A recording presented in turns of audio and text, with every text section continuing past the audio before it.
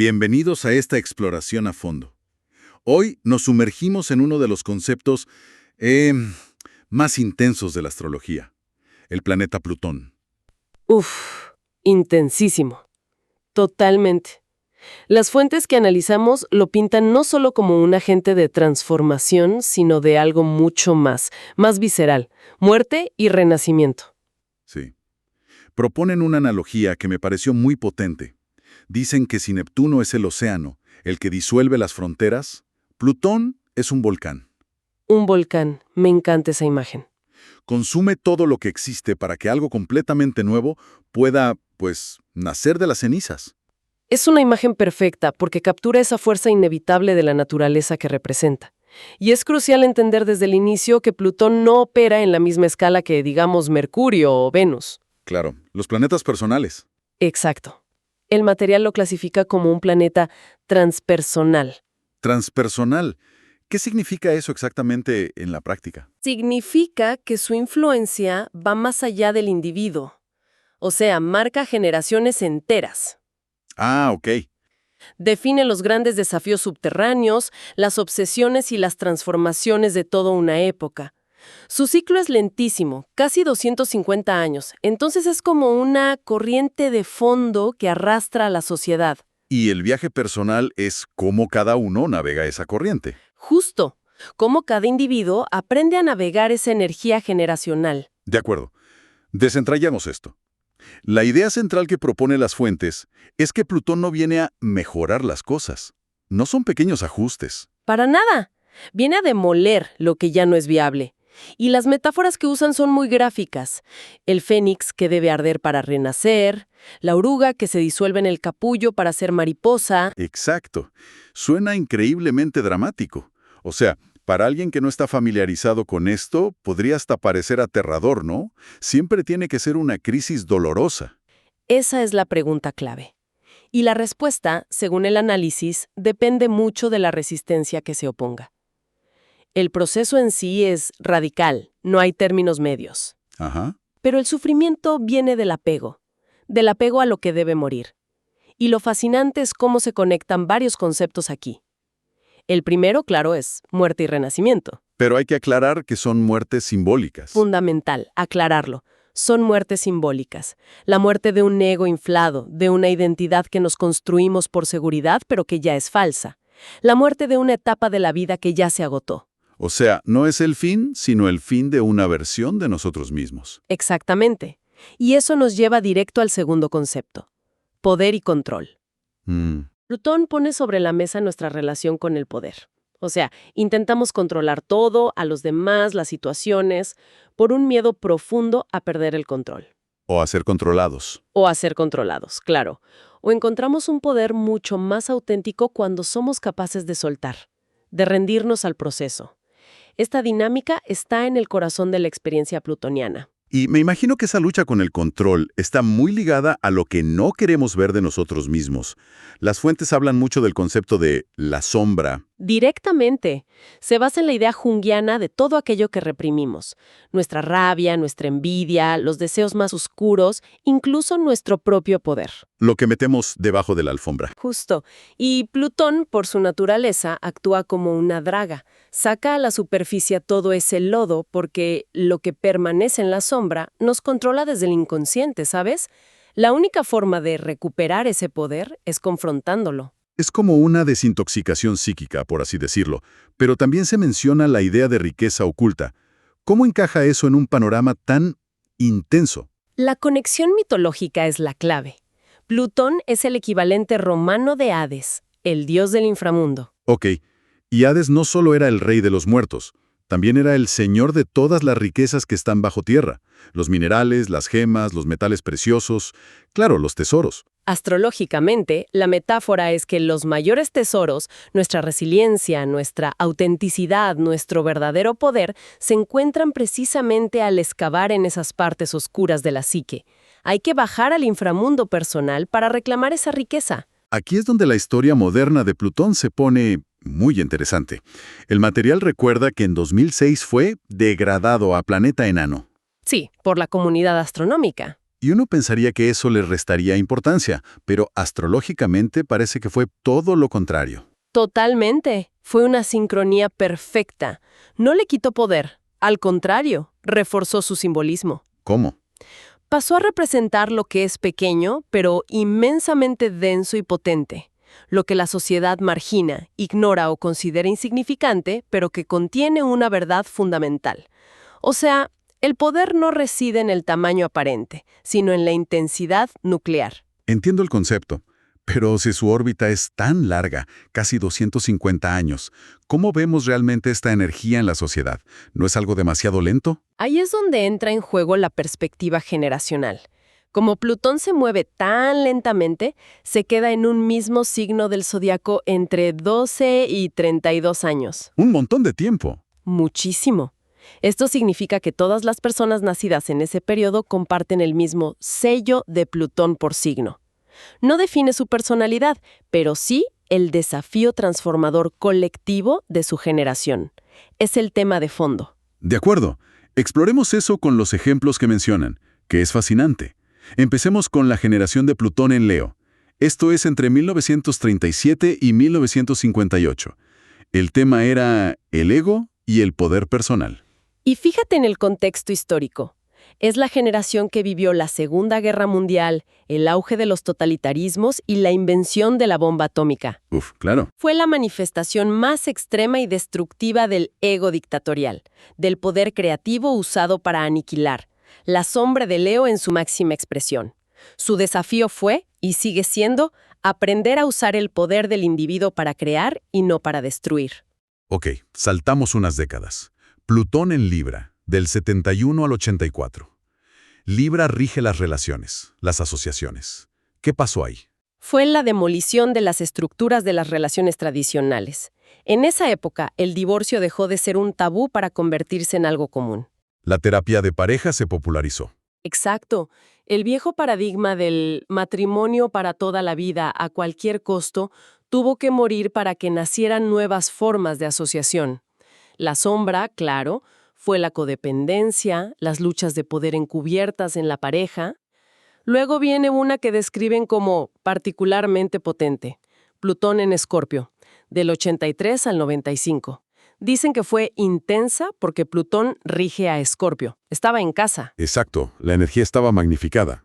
Su desafío generacional fue una confrontación directa con los grandes tabúes: el sexo, la muerte, el poder, lo oculto, Históricamente coincide con la crisis del SIDA. que obligó a la sociedad a hablar de sexo y muerte de una forma que nunca antes se había hecho. También es el fin de la Guerra Fría con el miedo a la aniquilación nuclear, un tema muy plutoniano, siempre ahí. Es la generación que creció con thrillers psicológicos. No es casualidad, y eso nos trae a la más reciente en completar su ciclo, Plutón en Capricornio, de 2008 a 2024. Capricornio representa las estructuras, el gobierno, las corporaciones, y lo que vimos fue una demolición estructural en tiempo real. El ciclo empezó, literalmente, con la crisis financiera global de 2008. Cierto, que expuso toda la podredumbre en los cimientos del sistema. Vimos el colapso de la confianza en instituciones que parecían inamovibles, gobiernos, medios, y culminó con la pandemia, que sacudió los cimientos de todo. Detuvo el mundo y obligó a reestructurar cómo trabajamos, cómo vivimos, cómo nos relacionamos con la autoridad. Y de las cenizas de esas estructuras, ¿qué está renaciendo? Apenas empezamos a verlo. El auge de las criptomonedas, la economía de los creadores, el trabajo remoto que desmantela la idea de la oficina central, es la reconstrucción que sigue a la demolición. Esto nos sitúa en un momento crucial. Acabamos de entrar en 2024 en el ciclo de Plutón en Acuario, hasta el 2044. Acuario es tecnología, sociedad, humanidad. Las fuentes sugieren que la inteligencia artificial y las revoluciones sociales serán el escenario. Pero, ¿qué tipo de destrucción creativa podríamos esperar? Podemos inferirlo. Acuario rige las redes, la comunidad, la información. Plutón aquí probablemente Va a desenterrar las dinámicas de poder ocultas en la tecnología. Por ejemplo, ¿quién controla los algoritmos? Exacto. ¿Quién controla los algoritmos que moldean nuestra realidad? Las redes sociales conectan o manipulan. ¿Podríamos ver el colapso de gigantes tecnológicos que abusan de su poder? Para dar paso a algo más descentralizado, quizá. Quizá. La sombra de Acuario es la deshumanización, el poder del grupo que se vuelve turba, el fanatismo. El desafío será usar la tecnología para liberar a la humanidad, no para controlarla. Da un poco de vértigo pensar en las próximas 2 décadas así. Ahora, si el signo es generacional, ¿cómo aterriza todo esto en la vida de una persona? Aquí es donde entra el concepto de las casas astrológicas. Correcto. La casa donde cada persona tiene a Plutón en su carta es el escenario específico de su vida donde se representa esta obra. Es el área donde va a experimentar sus ciclos personales de muerte y renacimiento. O sea, la casa localiza la energía. La convierte en una trama personal. Dame algunos ejemplos para que sea más tangible. ¿Qué pasa si alguien tiene a Plutón en la casa 1, la de la identidad? Esa persona está destinada a una reinvención constante de sí misma. Su vida puede estar marcada por cambios radicales de imagen, de nombre, de propósito. La pregunta ¿quién soy? No es filosófica, es una crisis recurrente. Como si mudara de piel una y otra vez. Tal cual.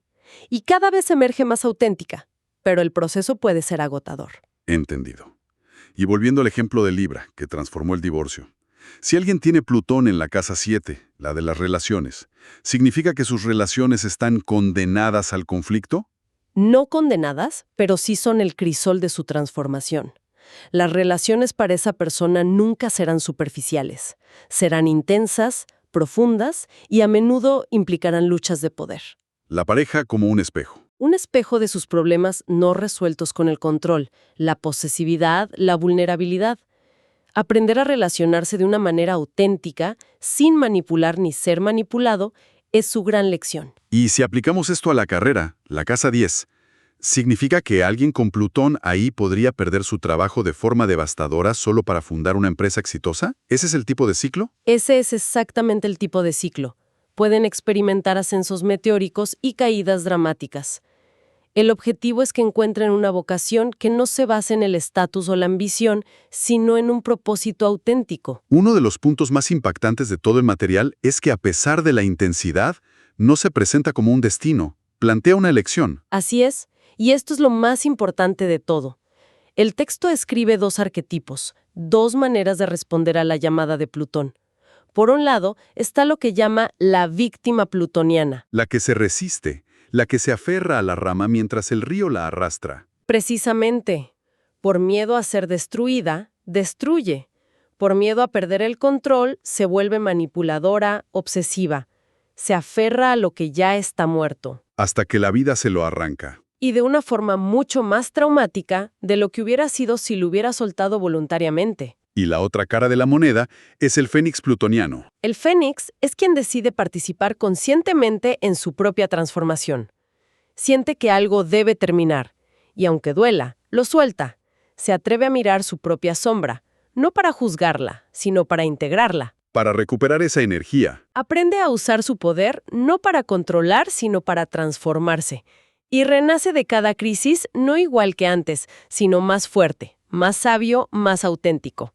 Las preguntas de reflexión que proponen son muy directas, casi incómodas. Preguntas como, ¿qué parte de mí necesita morir para que algo nuevo pueda nacer? Son incómodas porque van al hueso. O esta otra. ¿Estoy tratando de controlar algo o a alguien por un miedo profundo a perderlo?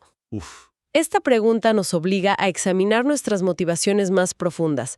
No busca una respuesta fácil, sino una autoobservación radical, y una que me parece crucial. ¿Estoy usando mi poder para transformar o para manipular? A veces la línea puede ser muy fina, ¿no? Sin duda. Estas preguntas nos colocan en el asiento del conductor de nuestra propia evolución. Dejamos de ser pasajeros de la crisis y nos volvemos los alquimistas de nuestro propio cambio. Entonces, para resumir nuestro análisis de hoy, hemos visto que Plutón es el motor de una destrucción creativa necesaria. Su posición por signo define el desafío de una generación. Mientras que su casa en la carta natal nos muestra el área de la vida donde libramos nuestras batallas personales de muerte y renacimiento. Y lo más esencial es que, frente a esta fuerza, siempre tenemos una elección. Siempre. Podemos responder como una víctima que se aferra a un pasado muerto o como un fénix que abraza el fuego para renacer de sus propias cenizas, más auténtico y poderoso que antes. En última instancia, es la elección entre el estancamiento y la evolución. Y esto nos deja con una reflexión final para el momento que vivimos. Si el material está en lo cierto y acabamos de iniciar un ciclo de 20 años de Plutón en Acuario, un periodo destinado a demoler y reconstruir nuestras ideas sobre tecnología, sociedad y el colectivo, la pregunta importante ya no es si nuestras estructuras actuales van a morir. La pregunta es cómo cada persona va a elegir participar en ese inevitable proceso de parto. ¿Será desde el miedo, intentando controlar el resultado y aferrándose a viejas divisiones? ¿O será colaborando conscientemente con el renacimiento que, de una forma u otra, ya está en camino?